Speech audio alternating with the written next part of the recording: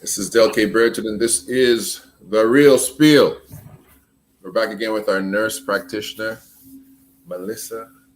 Doc, for some reason, I just want to call you Doc, but she's our nurse practitioner, and we're going to talk about her unfair treatment that's being taken place right now. Free nurse Melissa, and to all of the Cyclopses that are in the building, Adi Al-Katani, the Spice Man, to everybody who's coming in, who's going to take a look at this. Again, this is Del K. Bridget, this is The Real Spiel. Melissa, how are you doing? I'm doing as well as I could be doing under the circumstances. How are you? I'm good. I mean, we talked, and we're trying to catch up with everything that's going on in Israel right now. But tonight, we're dealing with Toronto, we're dealing with Ontario, we're dealing with Canada, we're dealing with COVID-19, and we're dealing with the unfair treatment of a Black professional. And give us an update of how everything's going, what's happening, and I'll let you go. I'll let you run with it, and then I'll jump in. Right. So, as I stated previously, we're at the stage that we are exchanging documents back and forth between myself and the College of Nurses, right, in preparation for the hearing that is to begin on January 8th, 2024. So that's where we're at in the process. Right. And one of the last things that we talked about something called informed consent. Just bring us up to date with what that meant in respect to you, in respect to COVID-19, in respect to your field. What's informed consent? Right. So informed consent is ensuring that the proposed treatment or intervention that the healthcare professional is advising or encouraging or presenting to the patient, it's making sure that patients have all of the information with respect to the treatment in terms of the benefits, the risks, before they make their decision. Right? It's ensuring that every person, before they accept treatment, has the information that they need to feel comfortable to make a decision. And then as long as they are of sound mind, they make that decision. And it can be against what the healthcare provider advises. And we're supposed to respect that. At least that's how I was educated, and that's how I have been practicing prior to COVID, and that's how I will continue to practice. Okay. And what about this thing called Directive 6? What was that? Right. So Directive 6 was a document that I used to support my actions. So as a nurse practitioner, I didn't need any directives or any other materials to educate the public. That's part of my role, right? And so I could have offered this education without Directive 6, but Directive 6 was a document that the Chief Medical Officer of Health created to guide those that employed healthcare providers. So ambulance attendants, nursing home providers, midwives, the different professional capacities that employ healthcare providers. They were given this directive in order to guide them in implementing the COVID-19 vaccine mandates, right? Okay. So Directive 6, is it consistent?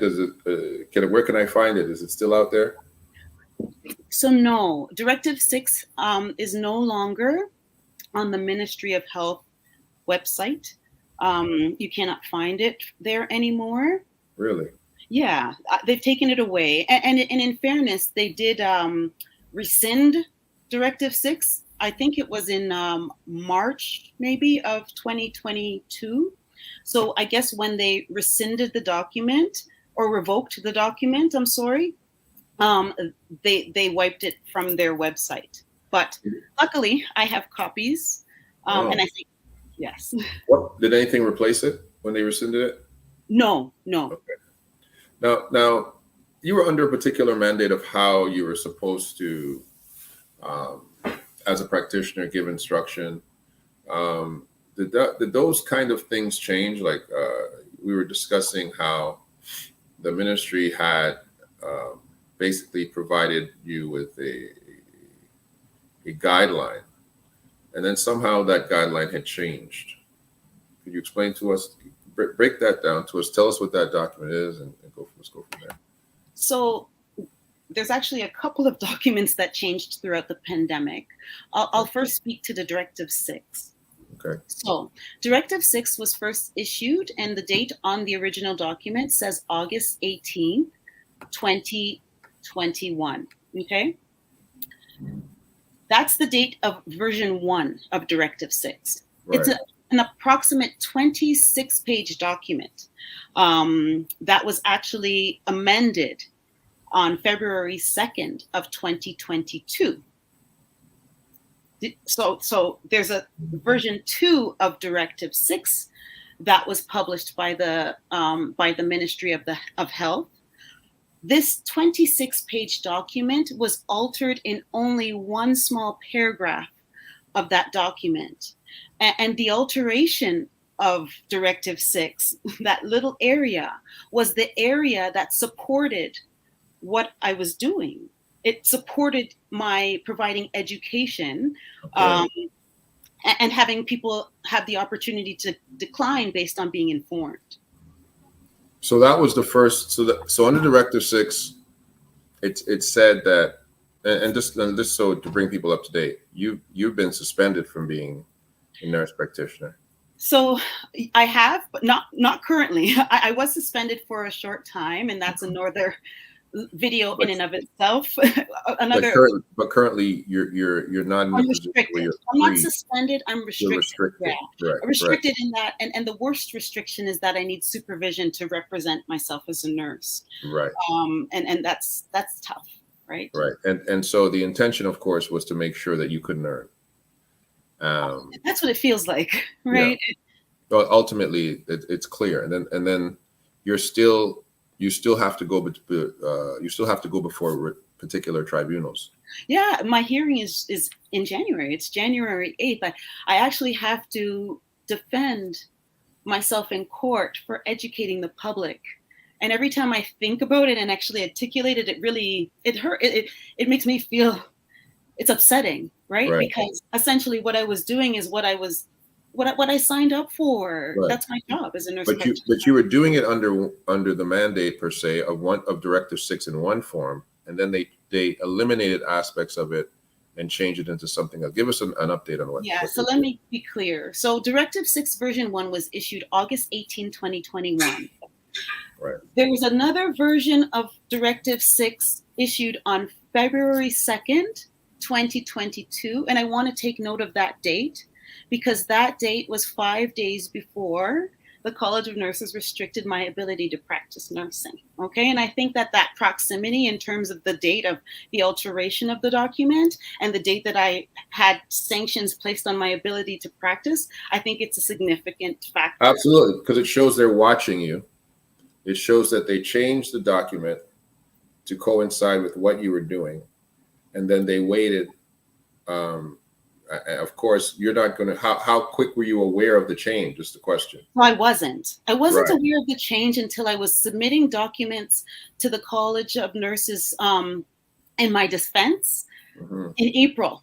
And I went online to just try to find Directive 6, and I found it, but it wasn't the one that I was working off of. Right. Luckily, I had the original Directive 6 on my laptop. So I have it, but then I did a little bit of more searching, and I found that the second version of Directive 6 is still named version 1, and it's still dated August 18th, 2021. Let's pause there. So essentially, they tried to change something to affect you, but they didn't show that it was a change. They wanted to make it look like this is what it always has been. While they have persecuted you on their side of the evidence, have they said there was two portions or there was two versions of Directive 6? They refuse to acknowledge it. Actually. Yeah. Right. So they're not acknowledging it, but I have it, and I have it. I have the original version, so it's going to be very hard for them to say it didn't exist. Yes. Right. It's it's going to be quite difficult for them to say they did. Yeah, and I also have, and the only reason why I know the date that it was issued is because when the Ministry of Health rescinded or revoked Directive 6, they put out a bulletin, and on that bulletin it stated the date of both versions. And that's how I can tell you it was February 2nd, 2022, because again, the second version is still has the original date of August 21st, or whatever the date was, 2021, and version 1. It hasn't been changed, right? August 18, 2021. Did I remember that correctly? I think that's the date, yeah. Okay. So now you're operating under something that they has changed, right? And so they come in now, and how are you notified of that you're in contravention of this new Directive 6? How are you told about it? Well, they didn't differentiate at all. Again, the College of Nurses and has never acknowledged that there was two different versions of this document. According to them, there's only one version, which would be true if I didn't have a second version, right? To them. Right. So what makes really clear to me what's happened here is that maybe I was wrong to be doing this education course. Maybe they didn't want me to do it. Well, not that you're wrong. You were wrong by their agenda. Yeah, that's what I'm saying. Let's go by their agenda. Yeah. Perhaps I was wrong in doing this, right? By them changing the document in the area that supported what I was doing implies to me that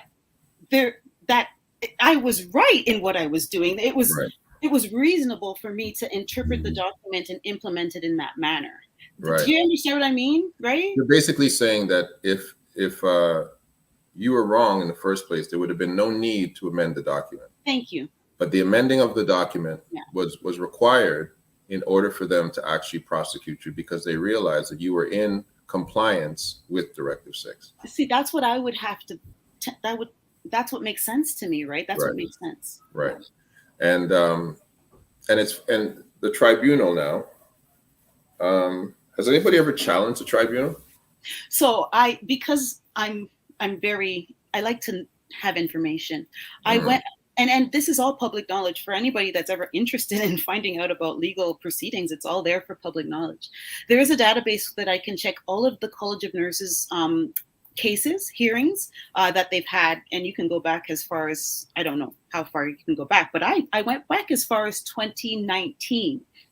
And from 2019 to 2023, up until the last posting of this year, there was only one challenged hearing. And out of all of the cases, hundreds of cases that were heard, right? So what I'm saying essentially is that every single nurse either pleaded guilty to professional misconduct or did not show up to their hearing. There was never a challenged case except for one. And in that challenged case, it was very interesting to note that there was no lawyer on record. It was a self-represented nurse. Do you have a lawyer? No. I'm representing myself at this point. Did you have a lawyer? I did, up until a couple days ago. Right. At this stage of the game. And it's probably not coincidental that lawyers don't want to take on, especially in respect to COVID-19, but don't want to take on this particular tribunal. One of the things that my suggestion is also that you challenge that tribunal. We call it a Kangaroo Court, right? It's they can make up their own rules. They can do what they want. It's a Kangaroo Court. You're not going to necessarily get jurisprudence or justice within that system. But all those tribunals should be tried and tested, especially when it comes to your livelihood, by the actual civil court, by the Superior Court of Canada. And so my suggestion to you strongly is that you file a civil suit. They have limited your ability to earn. You're being persecuted improperly. You've been persecuted in a way that nobody else has been.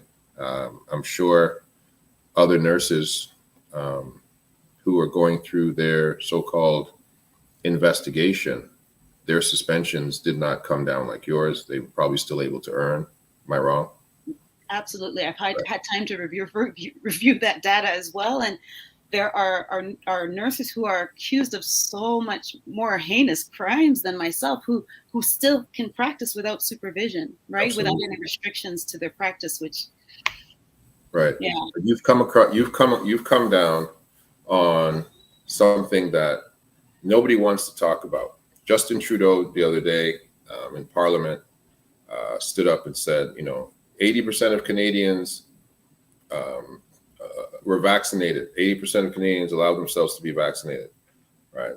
And he was very proud about that. He was very proud of that statistic, and he was saying that anybody who challenged the fact that Canadians didn't want to be vaccinated just didn't have the data. Two things that to me he left out was that there's 20% of Canadians who didn't want to be vaccinated, right? That's a considerable number, considering there's approximately 40 million people in Canada, right? yes. And secondly, Canadians believe their government, and when you mandate something, this is not a volunteer vaccination. This was a mandated vaccination. This was a mandated vaccination in order to travel. Justin Trudeau said himself, "You will not get on a plane. You will not get on a train. You will not get on a bus unless you take this vaccine." This was a vaccine that people were told, you will lose your job, you will lose your livelihood if you do not take this vaccine. This was not a volunteer vaccine. People felt that they were behind a microscope and behind the eighth ball. And then they took this vaccine because they felt it was the only way that they're going to be able to stay alive. The only way they're able to do anything with their lives.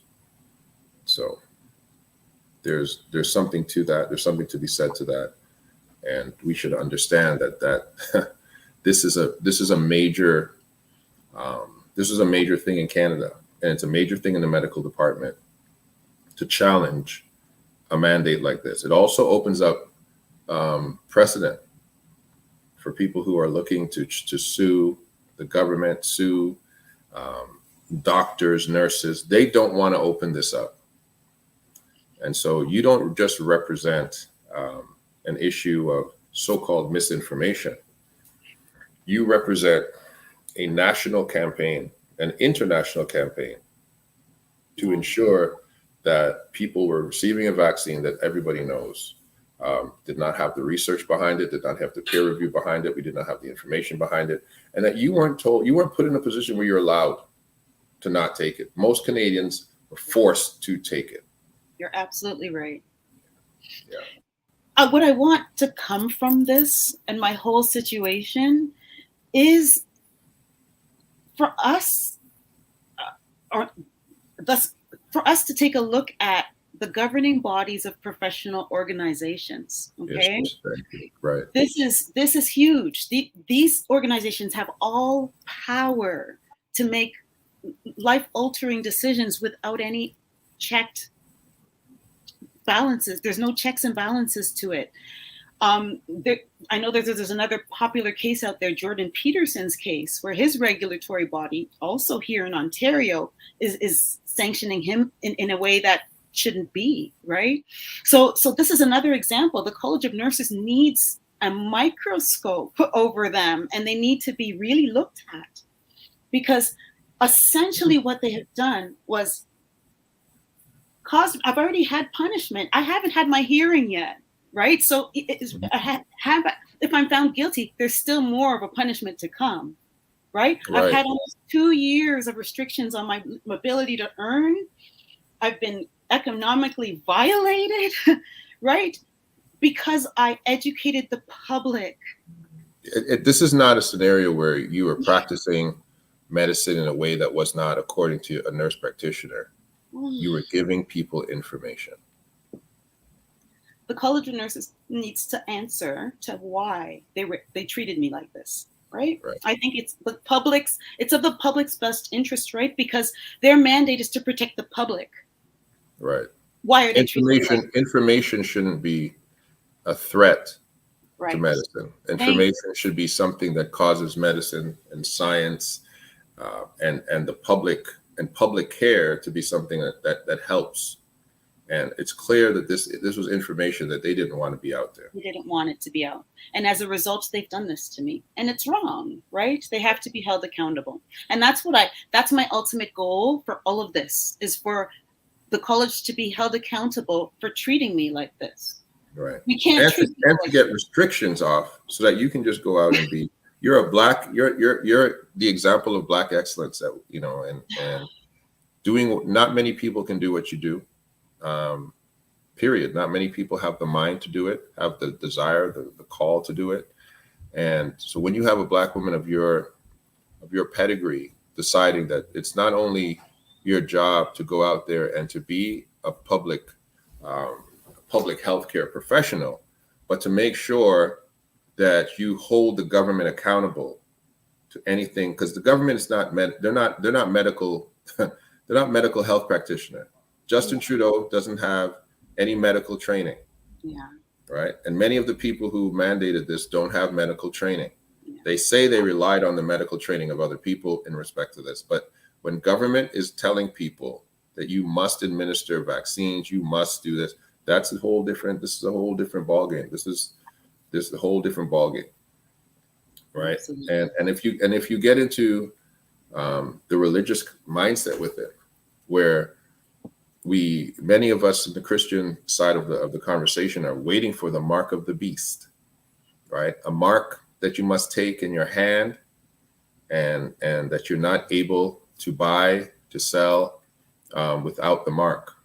And offered, I don't mean to interrupt you, but I have to add, and offered to every man, woman, and child on the planet, right? When are we going to see that again, right? Yeah. And so, many people, depending on their position of their eschatology, which is end time, understanding of end times, we're very concerned, Christians alike, very concerned that, listen, wait a minute. We're being told that we have to take this mark in our hand. We have to take this thing in our arm. And in order to do so, we won't be allowed to maybe go into the grocery stores. We won't be allowed to earn. We won't be allowed to do these things. And a lot of people were very, very, very afraid to do so. And without any other medical preconditions or anything else, that was the number one thing. A religious objection was something that I had to deal with many people. It was not, religious exemptions were not respected. At all. And that's why people are coming to me. They're grasping at straws to try to keep their job and not take this. People came to you looking for an exemption. Let's just be real, right? They coming. They didn't want it. They knew they didn't want it. They didn't want it. They came to you and they said, "You're a medical doctor. You're a medical professional. I don't want this vaccine." And you said, "Well, there is something that says that you can refuse it, informed consent, but you have to be informed. So I'm going to have to inform you. I'm going to have to give you. You have to show that you've taken a course." Yes. And then I can give you a letter to demonstrate that you are exempt because you have been informed. You haven't I didn't tell you a couple of words. I gave you a detailed information session of which you can qualitatively and quantitatively demonstrate, show, and then you made an informed decision. Absolutely. And this is something that was within the guidelines. But they removed that. They removed informed consent, didn't they? I would have, so based on the fact that I am being investigated and accused of professional misconduct for providing the information that I was, I would have to say no. Informed consent was not allowed. Well, it wasn't allowed. At least I wasn't allowed to provide it. You weren't allowed to provide informed consent any longer, according to the second version of Directive 6. No, for the fact that I'm being investigated for this, right? Because all along, before COVID-19, I would have never been investigated for setting up my own little course to teach patients about whatever they wanted to be taught about. Absolutely. And I could give them a certificate saying that I taught them. I have the credentials to do that. To teach that. You can And so teach. that's what I You can did. teach in college. You can teach in nursing school. You can travel. You can teach. You can practice anywhere in North America. I can. I Right. can. So And so so, what would yes. stop you from teaching the general public in your state where you're licensed to do so, Yeah. and to follow a directive that allows people to say, if I receive this information, still choose not to take a vaccine, are you allowing me to do so? And that directive said at the time, yes. And now they said, well, what we're going to do now, because she actually dispensed the right directive, but we didn't want her to. And these things are not written by doctors and nurses. They're written by lawyers. And I'm sure that exemption was put in there by lawyers. Oh. Right? I'm sure that's what was taking place. It was put in there by lawyers, allowing the medical field to be able to say, Yeah. well, they took it by they wanted to take it. They could have opted out, but they didn't. So the key thing is that this directive also said that the organization had the option of removing option C, which was the education, leaving only either showing your proof of both vaccinations or showing a medical exemption, which we talked about last time. You had to have a dose first to qualify for a medical exemption from that vaccine that you're trying to avoid taking. Yeah, right? yeah. So I'll just paraphrase that again. They're saying, oh yeah, you can elect not to take a vaccine, but you have to take the vaccine and have a negative result to it. That makes no sense. That doesn't make any sense. You not elect. You could qualify. That's what I'm saying. It's like you're not allowed to say no, which I've never seen that before. You're not allowed to say no without consequence. That's nobody's ever seen any of this before at all, right? Yeah. Because this was a state-sponsored. I'll say it the way that I said it initially, and they can do what they want to me. This was the greatest transfer of money in the history of the world, probably since the Middle Passage. Justin Trudeau bought more vaccines than Canada had people. All of these politicians, if dug back, if searched deeply, will have connections to Pfizer, will have connections to all of the major Johnson & Johnson. They definitely receive kickbacks for these vaccines. Definitely. I'll put it out there without proof. I'm putting it out there as a subjective statement that people can look into at some later time. But there was a massive financial transfer. Never in history had the drug companies had the capacity to sell vaccines, to sell medicine to governments, to sell and everybody was getting it free. So, and free advertising too, right? The government's advertising your product. so the cash windfall from this is crazy, and guys like Dr. Fauci in America, he was prosecuted later on after the fact. So, Trudeau is trying to keep it tight. He's still having to defend himself from this. Canadians are still reeling. The blockade, the entire blockade that they had in Ottawa, was based on this. And people were simply saying, no, I'm not living under the Third Reich. I'm not living in Nazi Germany. You can't force me to take a vaccine. You can't take money out of my pocket because I choose to take a vaccine. You can't rob me of my property. You can't disenfranchise me and my family, which is what they did to many Canadians. How many people working for the TTC lost their job and now are getting it back? And they had to agree that they weren't going to look for their past wages. They weren't going to prosecute to get their jobs back, because this was illegal, period. And what's being done to you is also illegal. Yes. I will say this. When a product has no long-term safety data, it's considered experimental, right? And you cannot compel people to participate in an experiment, that is a Nuremberg violation. Wow. So when all of this was happening, my spidey senses, that's like one of the first things we learn when we're in healthcare provider school, is that Nuremberg code, right? And so people are not realizing that, right? Whether Health Canada approved it or not, and it was mandated or not, it's not ethical to compel people to participate in an experiment, right? Because if the product has no long-term safety data, it's experimental. It's experimental. And, from COVID-19, first arriving in North America to the first vaccine coming off the shelves, there was not enough time to say that that human trials or anything else could be tested to any level of satisfaction. In fact, you would have to change the law in order to make that work. And therefore, people should have been able to opt out because it's experimental. And guess what? Many people would have still taken it.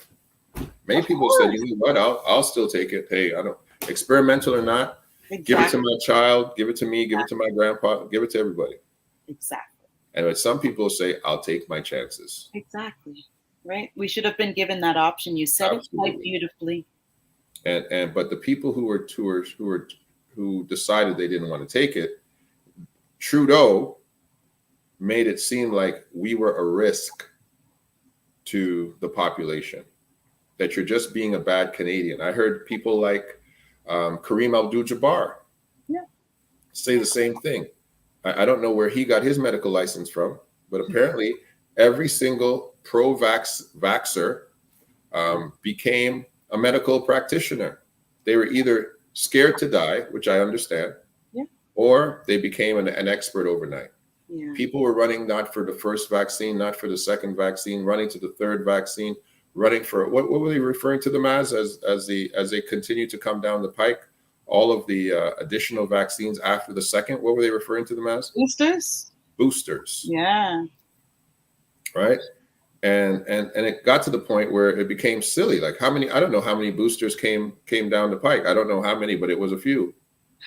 Yeah, I think there's up to 6. I think we're at 6. And are people still getting, boosters are still things happening right now? People still getting boosters? Yeah, people are still getting boosters. I don't come in contact with, but I know that people are still taking them. Yeah. Right. Yeah. Okay, it's so not obviously as close of an uptake as before, but there are still people that are masking, right? Right. A lot of people, we see a lot of, everybody in their life sees people masking. Yeah. So then when you think about it, and I don't mean to generalize, but sometimes that would indicate a mindset. Yeah, that absolutely. In alignment with taking. And many people potentially have compromised immune systems, and therefore they are masking. But a lot of people have still been left with the stigma of COVID-19. It's not safe. It's not safe. It's not safe. And some people are still believing the government, because if we check our Health Canada website right now, it will say 6 months and above should be going to get their booster, whereas other countries have stopped in younger age groups, right? Absolutely, right. So how can we help you as we wrap this up? How can we help to support?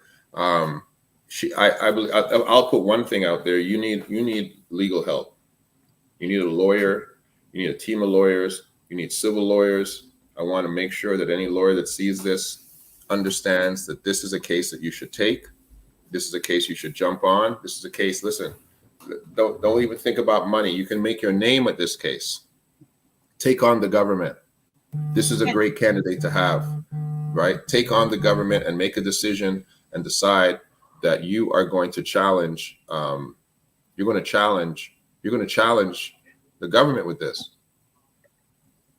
That's what's up. That's my only ask, actually. That would be the only thing that I would really like right now is some legal advice. It's not easy to be doing this all by myself, right? I did the first year by myself. I got a lawyer.